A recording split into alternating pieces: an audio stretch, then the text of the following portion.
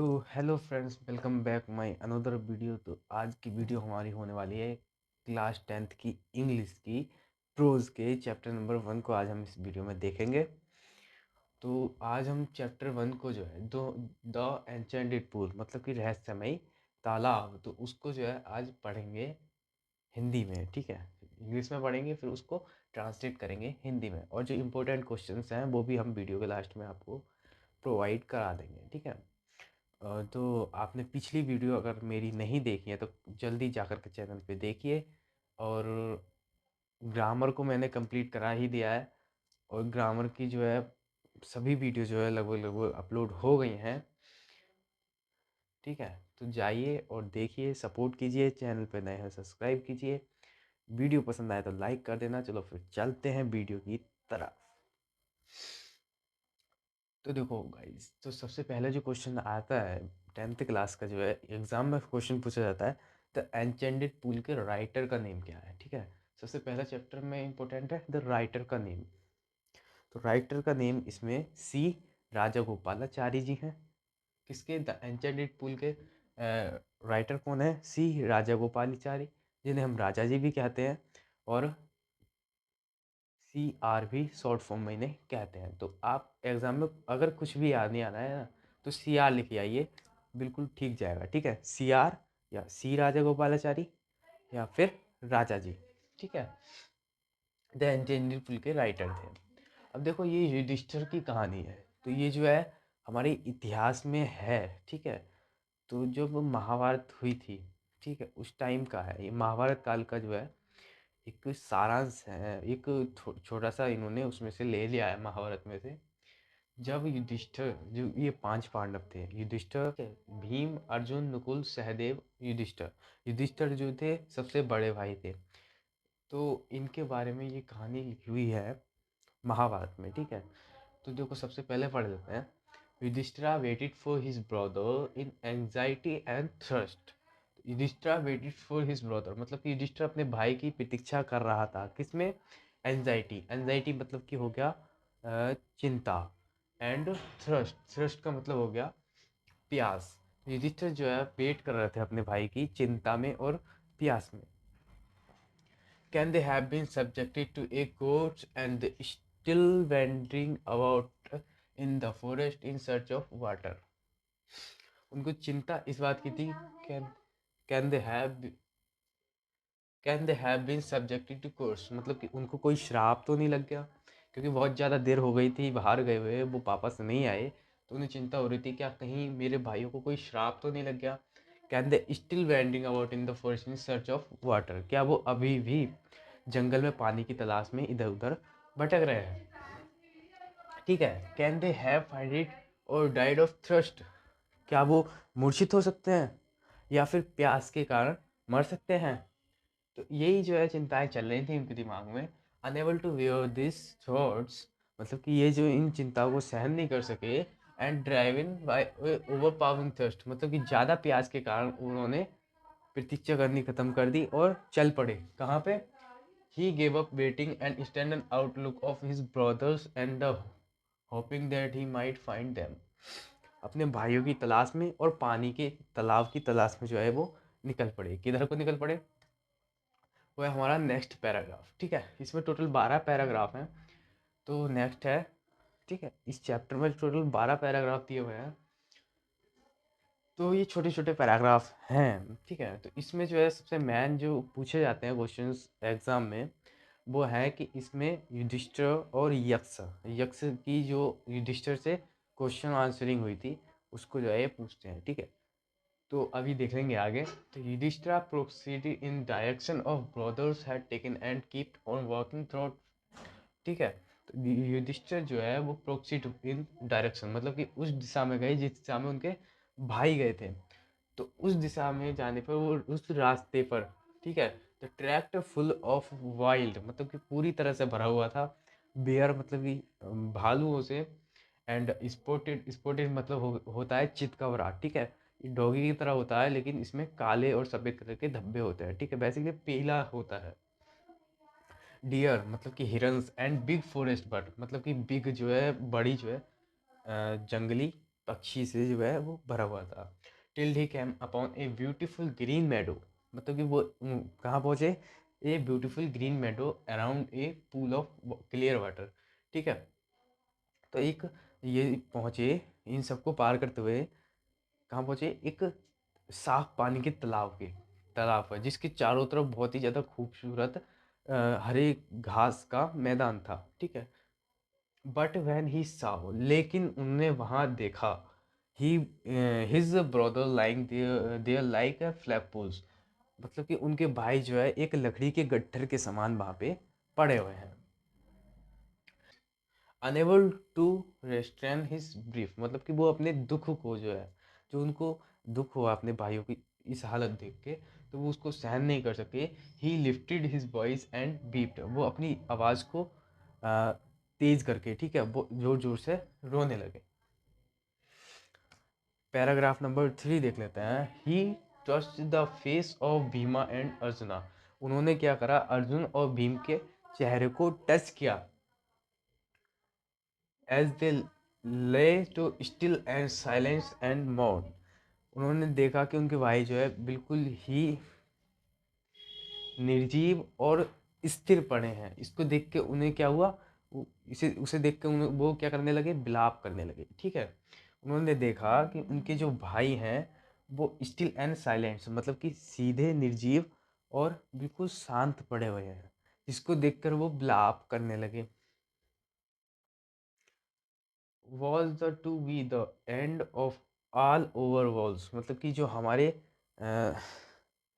फिर उन्होंने कहा कि जो भी हमारी अब तक की प्रतिज्ञा थी, क्या उनका यही अंत होना था, ठीक है। Just when out exit is about to end, मतलब कि जब हम अ, बाहर जाने वाले थे इस समय से, मतलब कि जो उनको अज्ञातवास दिया गया था, ठीक है, 12 साल का।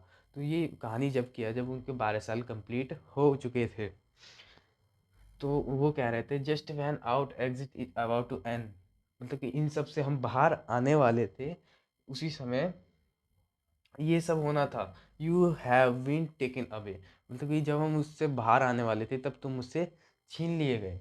Even the gods have forsake me in my misfortune, misfortune होता है हमारा बुरा टाइम, ठीक है, बुरा वक्त। तो भगवान ने भी मेरे बुरे वक्त में मेरा साथ नहीं दिया, ठीक है, सबको समझ में आया। अब इसको हिंदी में सुना देते हैं एक बार। युधिष्ठिर जो है, ठीक है, वो चिंता में, अपने भाइयों की चिंता में जो है बैठे हुए थे, और उनको प्यास भी बहुत ज़्यादा लगी हुई थी, ठीक है। तो उस टाइम क्या हुआ कि उनकी चिंता बढ़ने लगी, ठीक है, वो उनको चिंता हो रही थी कि क्या मेरे भाई के साथ ऐसा हो सकता है, वैसा हो सकता है, ठीक है। तो उन पे जब ज़्यादा देर नहीं रहा गया और उनको प्यास भी बहुत ज़्यादा तेज़ लगने लगी, तो वो कहाँ चल दिए, जिधर की साइड उनके भाई गए थे उसी रास्ते पे चल दिए।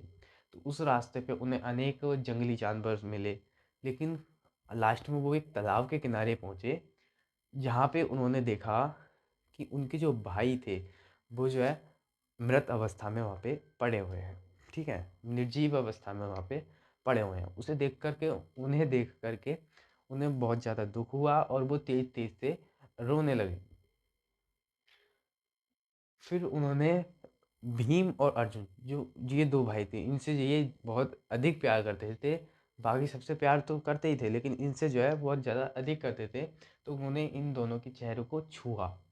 उसके बाद वो उन्होंने देखा कि उनके भाई जो है कितने शांत और निर्जीव पड़े हुए हैं, जिसे देख के वो विलाप करने लगे, मतलब रोने लगे, और भी ज़्यादा तेज रोने लगे, ठीक है।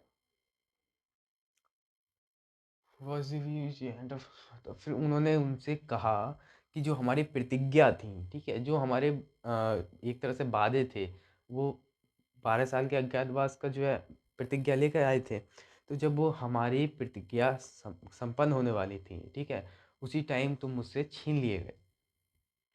ये बात उन्होंने किससे कही, अपने भाइयों की, जो निर्जीव अवस्था में डेड बॉडीज पड़ी थी, या उन्हें कह सकते हैं बॉडीज पड़ी थी, उनसे उन्होंने ये कहा। Just when out you have been taken away, तुम मुझसे छीन लिए गए। भगवान ने भी मेरे बुरे वक्त में मेरा साथ नहीं दिया। इतना कह करके क्या हुआ, इन्होंने जो है इतना जो है इस पैराग्राफ में सिर्फ इन्होंने इतना ही कहा। अब नेक्स्ट पैराग्राफ देखते हैं, तब तक के लिए आप एंजॉय करिए, मैं इतने ही लिख लेता हूँ, ठीक है। अगर आपके सामने लिखूंगा तो यार बहुत देर लगेगी, तो चलो लिखना स्टार्ट करते हैं। तो पैराग्राफ नंबर 4 है, as he looked at their mightily limbs. तो उन्होंने क्या देखा, उन्होंने उनके जो है बाहें देखी, ठीक है, their mightily limbs, now so helpless, वो कितनी असहाय थे, ठीक है, वो कितनी असहाय थी। He sadly wondered who could have been powerful enough to kill them. और वे आश्चर्य से कहने लगे कि ये इतना शक्तिशाली कौन हो सकता है जो इन्हें मार सकता है, क्योंकि वो जो है बहुत ज़्यादा शक्तिशाली थे, बाहें उनकी बहुत तगड़ी तगड़ी थी, किनकी, भीम की।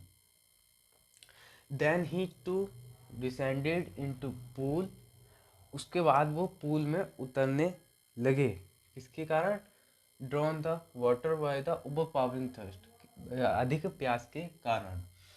Eight once the voice without from one, ठीक है, तो एक आवाज़ आई जो कि अदृश्य आवाज़ थी, उन्होंने उनको चेतावनी दी। इसका है, ही लुक देयर माइटली लिम्स, मतलब कि उन्होंने उनके बाहों को देखा, नाउ सो हेल्पलेस, वो अब वो कितनी असहाय थी। ही सैडली वंडर्ड, वो दुख से कहने लगे, who could have been powerful, इतना पावरफुल कौन हो सकता है, इनफ टू किल देम, जिन्होंने इन्हें मार दिया, क्योंकि वो बहुत ज़्यादा ताकतवर थे। Then he too descended into pool, मतलब कि उन्होंने तालाब के अंदर उतरना शुरू किया, किस लिए, drawn the water by the overpowering thirst, ठीक है, अधिक प्यास के कारण।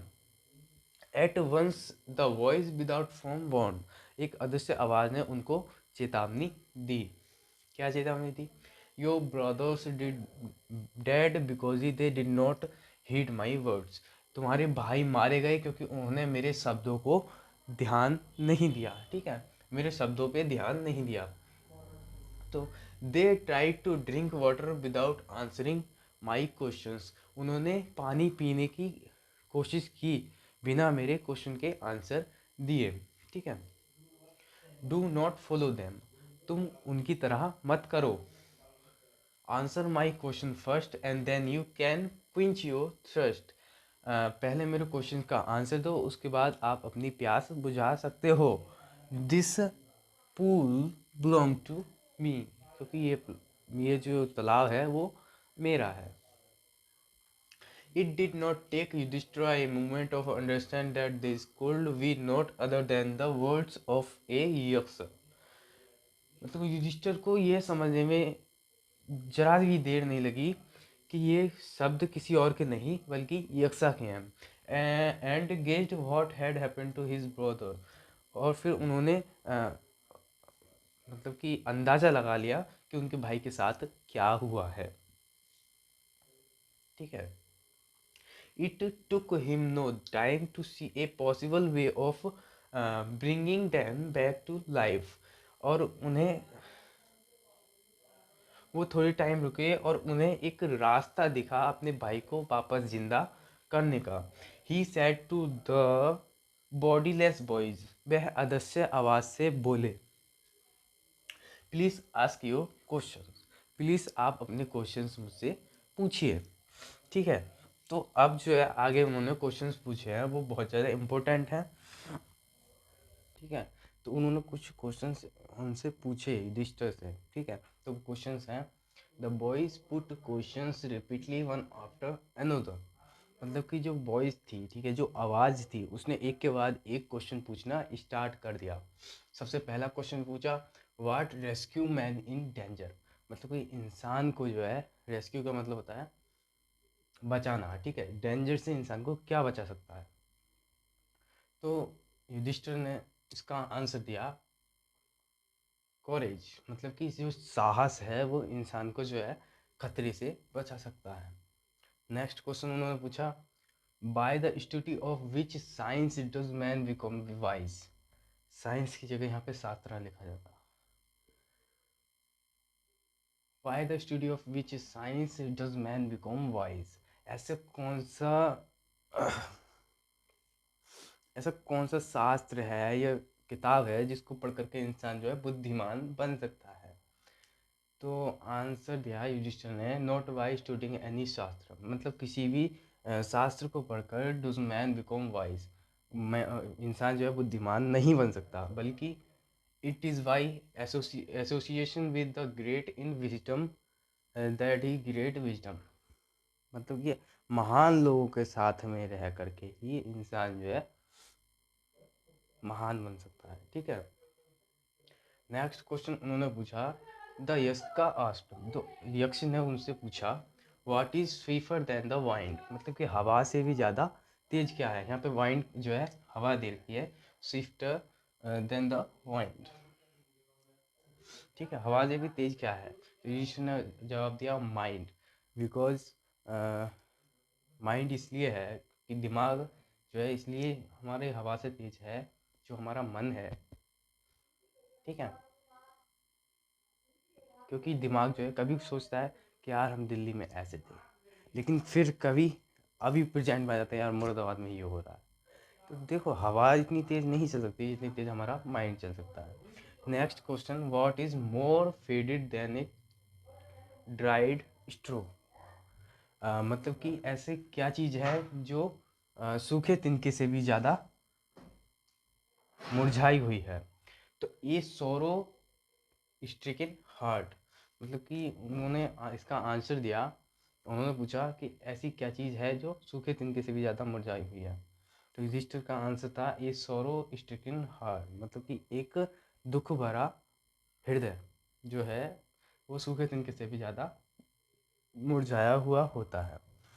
नेक्स्ट क्वेश्चन युधिष्ठिर से पूछा गया, what we friend of any traveller, मतलब कि जो यात्री होते हैं उनका जो मित्र है वो कौन है? तो उसका उनका आंसर, युधिष्ठिर का आंसर था, लर्निंग। लर्निंग मतलब ज्ञान, ज्ञान जो है एक ट्रेवलर का मित्र होता है। ठीक है, नेक्स्ट नेक्स्ट क्वेश्चन पूछा गया था, who is the friends of one who stay at home, मतलब कि घर पे रहने वाले का मित्र जो है कौन होता है? युधिष्ठिर ने कहा, द वाइफ, जो हमारी पत्नी होती है वो घर पे रहने वाले की प्रिय मित्र होती है। Who accompanies a man in death, ठीक है, मतलब मृत्यु के बाद या मृत्यु के साथ इंसान, मृत्यु के बाद इंसान के साथ क्या जाता है? ठीक है, मृत्यु के बाद इंसान के साथ क्या जाता है? तो इसका आंसर था धर्म। धर्म जो है वो जाता है किसके साथ? मृत्यु के साथ। That alone accompanies the soul of in the sufficient journey of death, मृत्यु के बाद जो है धर्म ही एक ऐसी चीज है जो मृत्यु के बाद जो है आत्मा के साथ जाती है। ठीक है, धर्म एक ऐसी चीज है जो मृत्यु के बाद आत्मा के साथ जाती है। क्लियर? नेक्स्ट क्वेश्चन पूछा था, विच इज बिगेस्ट वेसल, मतलब कि सबसे बड़ा बर्तन क्या है? तो आंसर दिया था उन्होंने, युधिष्ठिर ने, द अर्थ, जो हमारी पृथ्वी है तो सबसे बड़ा बर्तन है, क्योंकि इसमें सभी चीजें समाई हुई है। व्हाट इज हैप्पीनेस, उन्होंने नेक्स्ट क्वेश्चन पूछा था, व्हाट इज हैप्पीनेस, मतलब कि खुशी जो है क्या है? तो happiness is the result of the good conduct, जो हैप्पीनेस है वो अच्छे कर्मों का परिणाम है। ठीक है, ठीक है, खुशी जो है, in the end of Yaksha asked, in the end the Yaksha asked, O king, one of your dead brothers can now be revived, who do you want to come back to life. ठीक है, तो इन सब के बाद, ठीक है, अंत में यक्ष ने पूछा, ओ किंग, हे राजा, तुम्हारे इन भाइयों में से किसी एक को मैं जिंदा कर सकता हूँ, आप बताइए मैं किसको जिंदा करूँ, या आप किसको वापस लाना चाहते हैं? It took Yudhishthir a moment to think and then he wished that the cloud complexion lotus eyes browed chested and long armed Nakula lying like a fallen ebony tree might arise।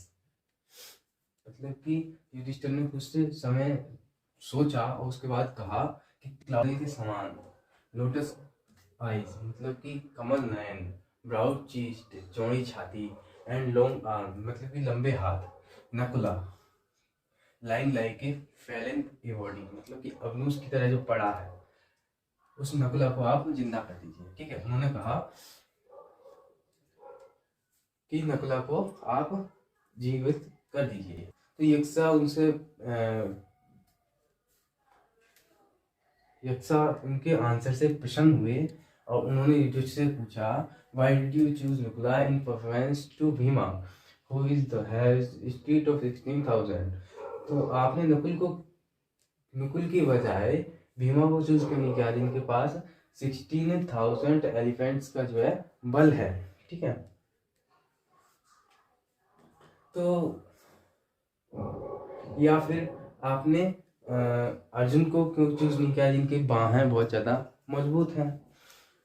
Who street in arm you choose, तो Nakula raider then ईदी of them to. तो तुमने इन दो को छोड़ करके इस नकुल को क्यों कहा, क्यों जिंदा करने के लिए कहा, प्लीज मुझे बताइए।